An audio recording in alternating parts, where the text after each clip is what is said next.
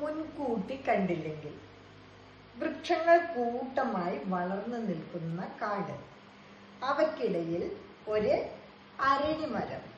അതിൻ്റെ ചില്ലയിൽ കുറേ പക്ഷികൾ കൂടുവച്ചിട്ടുണ്ട്. ഒരു പരുന്തിൻ്റെ ജന്മമെടുത്ത ബോധിസത്വനും കൂട്ടത്തിൽ ഉണ്ട്. വേനൽക്കാലമാണ്. സന്ധ്യയാകാറായി. പക്ഷികളെല്ലാം ചേക്കേറി കഴിഞ്ഞു.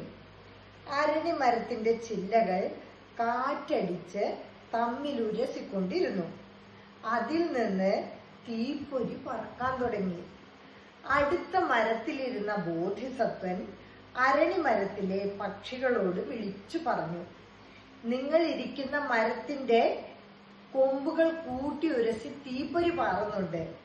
കാട്ടുതീ ഉണ്ടാവാൻ ഇടയുണ്ട്. വേഗം രക്ഷപ്പെട്ടോളൂ. ബോധിസത്വന്റെ ശത്രുവായ ദേവദത്തനാണ് അരണിമരത്തിലിരുന്ന പക്ഷികളുടെ മൂപ്പൻ. പരുന്തിന്റെ വാക്കുകൾ കേട്ട് പുച്ഛത്തോടെ ചിരിച്ചു. എന്നിട്ട് പറഞ്ഞു, ഒരു തീപ്പൊരി പറന്നാൽ ഉടനെ കാട്ടുതീ ഉണ്ടാവും അത്രേ. വങ്കത്തരം പറയുന്നതിന് ഒരതിരുണ്ട്. പരുന്ത് വീണ്ടും പറഞ്ഞു, തീപ്പൊരി വീണ് മരച്ചുവട്ടിലെ ഉണങ്ങിയ ഇലകൾ കത്തും. തീ പടർന്ന് മരവും കാടും എല്ലാം എരിയും. നേരത്തെ രക്ഷപ്പെടുകയാണ് നല്ലത്. ഒന്നും സംഭവിക്കാൻ പോകുന്നില്ലെന്ന് പറഞ്ഞ് അരണിമരത്തിലെ പക്ഷി പരുന്തിനെ കളിയാക്കി.